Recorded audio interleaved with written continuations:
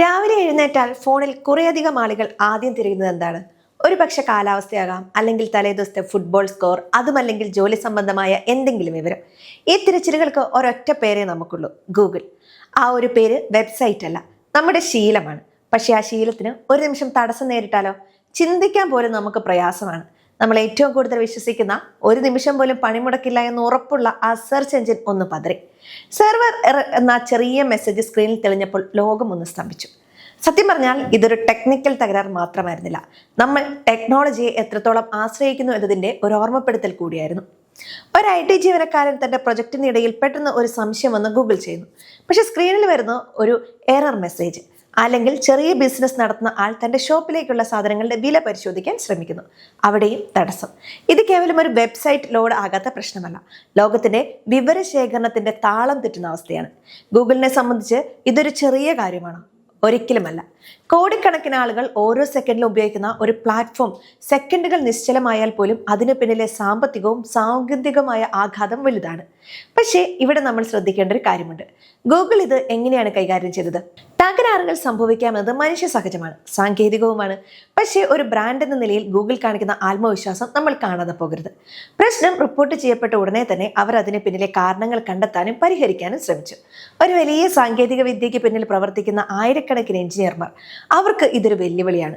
പക്ഷേ ആ വെല്ലുവിളിയെ അവർ അതിജീവിക്കുന്ന വേഗതയാണ് ഗൂഗിളിനെ ഇന്നും ഒന്നാമനായി നിലനിർത്തുന്നത്. നമ്മൾ പലപ്പോഴും ആലോചിക്കാറില്ലേ, ഇത്രയും വലിയൊരു സംവിധാനം എങ്ങനെയാണ് ഒരു പരാതിയും ഇല്ലാതെ ഇങ്ങനെ ഓടിക്കൊണ്ടിരിക്കുന്നതെന്ന്? സത്യത്തിൽ ഇത്തരം ചെറിയ വീഴ്ചകൾ സംഭവിക്കുമ്പോഴാണ് ആ സംവിധാനത്തിന്റെ വലിപ്പം നമ്മൾ ശരിക്കും തിരിച്ചറിയുന്നത്. ഇവിടെയാണ് നമ്മൾ ഗൂഗിളിന്റെ കരുത്ത് മനസ്സിലാക്കേണ്ടത്. ഒരു തടസ്സമുണ്ടായപ്പോൾ ആളുകൾ പരിഭ്രമിച്ചു എന്നത് ശരിയാണ്. പക്ഷെ ആ പരിഭ്രമം ഗൂഗിളിലുള്ള വിശ്വാസക്കുറവുണ്ടല്ല, മറിച്ച് ഗൂഗിൾ ഇല്ലാത്തൊരു സാഹചര്യം ആലോചിക്കാൻ പറ്റാത്തത് കൊണ്ടാണ്. നമ്മളൊരു സുഹൃത്തിനോട് സംസാരിക്കുന്നത് പോലെയാണ് ഗൂഗിളിനോട് കാര്യങ്ങൾ ചോദിക്കുന്നത്. ആ സുഹൃത്തൊന്നും മിണ്ടാതിരുന്നാൽ നമുക്ക് വിഷമം വരും. അത് തന്നെയാണ് ഇവിടെയും സംഭവിച്ചത്. ഗൂഗിളിന്റെ പക്കൽ ഇതിനുള്ള കൃത്യമായ ബാക്കപ്പ് പ്ലാനുകളുണ്ട്. ഡേറ്റാ സെന്ററുകൾ, സെർവർ ശൃംഖലകൾ, അങ്ങനെ ലോകം മുഴുവൻ വ്യാപിച്ചു കിടക്കുന്ന ഒരു സാങ്കേതിക സാമ്രാജ്യം. ഒരു ഭാഗത്ത് തടസ്സം നേരിട്ടാൽ മറ്റൊരു ഭാഗത്ത് അത് പരിഹരിക്കാനുള്ള സംവിധാനവും അവർക്കുണ്ട്. ഒരു ചെറിയ കാര്യം കൂടി ശ്രദ്ധിച്ചിട്ടുണ്ടോ?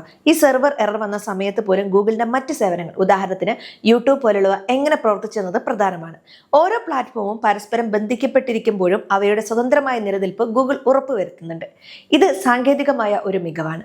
അതുകൊണ്ട് തന്നെ ഇത്തരം ചെറിയ തടസ്സങ്ങൾ ഗൂഗിൾ എന്ന വലിയ പ്രസ്ഥാനത്തെ തളർത്താൻ പോകുന്നതല്ല, മറിച്ച് കൂടുതൽ കരുത്തോടെ മുന്നോട്ട് പോകാൻ അവരെ സഹായിക്കും. പുതിയ സുരക്ഷാ മാനദണ്ഡങ്ങൾ കൊണ്ടുവരാനും സെർവറുകളുടെ ശേഷി വർദ്ധിപ്പിക്കാനും ഇത്തരം അനുഭവങ്ങൾ അവർക്ക് പാഠമാകും. നമ്മളെ സംബന്ധിച്ച് ഇതിൽ നിന്ന് പഠിക്കാൻ ഒരു കാര്യമേ ഉള്ളൂ: സാങ്കേതിക വിദ്യ എത്രയൊക്കെ വളർന്നാലും അതിലൊക്കെ ചെറിയ പരിമിതികൾ ഉണ്ടാകാം. പക്ഷെ ആ പരിമിതികളെ മറികടന്ന് മുന്നേറുന്നിടത്താണ് വിജയം. ഗൂഗിൾ ചെയ്യുന്നത് അതാണ്. അവർ വീഴാം, പക്ഷെ വീണെടുത്ത് അവർ എഴുന്നേൽക്കുന്നത് അതിവേഗത്തിലാണ്. ലോകം മുഴുവൻ അവരെ നോക്കി നിൽക്കുന്നു എന്ന് അവർക്കറിയാം.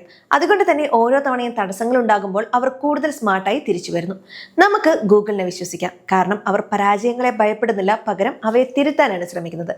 ഈ ഒരു സംഭവം നടന്നപ്പോൾ സോഷ്യൽ മീഡിയയിൽ വന്ന പ്രതികരണങ്ങൾ നോക്കിയാൽ ഒരു കാര്യം മനസ്സിലാവും: ആളുകൾക്ക് ഗൂഗിളിനോട് വെറും ഒരു ഉപഭോക്തൃ ബന്ധമല്ല, അതൊരു വൈകാരിക ബന്ധം കൂടിയാണ്. ഗൂഗിൾ ഡൗൺ ആയപ്പോൾ വന്ന മീമുകളും തമാശകളുമൊക്കെ ആ സ്നേഹത്തിന്റെ ഭാഗമാണ്.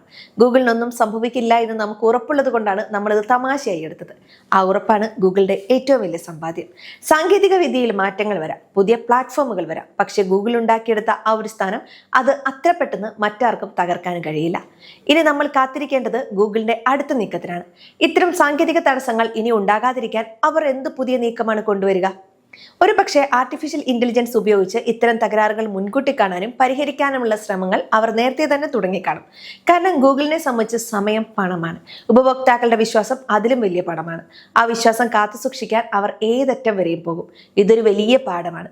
പരാജയങ്ങളെ എങ്ങനെ ഒരു വളർച്ചയ്ക്കുള്ള അവസരമാക്കി മാറ്റാമെന്നതിന് ഗൂഗിൾ എന്നൊരു മികച്ച ഉദാഹരണമായിരിക്കും. ചിന്തിച്ചു നോക്കിയാൽ ഇതൊരു അത്ഭുതമാണ്. മനുഷ്യൻ നിർമ്മിച്ച ഒരു സംവിധാനത്തെ ലോകം മുഴുവൻ നിയന്ത്രിക്കുന്നു. ഇത് ഇടയ്ക്കൊന്ന് പതറുമ്പോൾ നമ്മൾ അതിന്റെ വലിപ്പം തിരിച്ചറിയുന്നു. ഗൂഗിൾ ഒരു ബ്രാൻഡ് എന്നതിലുപരി നമ്മുടെ നിത്യജീവിതത്തിന്റെ ഭാഗമായി മാറിയിരിക്കുകയാണ്. ആ മാറ്റം അത്ര പെട്ടെന്ന് സംഭവിച്ചതല്ല, വർഷങ്ങളായുള്ള അധ്വാനത്തിന്റെ ഫലമാണ്. അതുകൊണ്ട് തന്നെ ആ ഒരു സെർവർ എറർ കൊണ്ട് ആ സാമ്രാജ്യം തകരില്ല, പകരം ആ തടസ്സങ്ങൾ നീങ്ങുമ്പോൾ ഗൂഗിൾ കൂടുതൽ കരുത്തനാകും. നമ്മൾ വീണ്ടും സെർച്ച് ബാറിലേക്ക് മടങ്ങും, നമ്മൾക്ക് വേണ്ട ഉത്തരങ്ങൾക്കായി. ഗൂഗിൾ അവിടെ ഉണ്ടാകും, ഒരു പഴയ സുഹൃത്തിനെ പോലെ എല്ലാം പറഞ്ഞു തരാൻ. ഈ വീഡിയോ വെറും ഒരു ഇൻഫർമേഷൻ നൽകാൻ വേണ്ടിയുള്ളതാണ്. സാമ്പത്തികമായ തീരുമാനങ്ങൾ എടുക്കുന്നതിന് മുൻപ് ഒരു സെബി രജിസ്റ്റർഡ് അഡ്വൈസറുടെ നിർദ്ദേശം തേടുന്നത് എപ്പോഴും നല്ലതാണ്.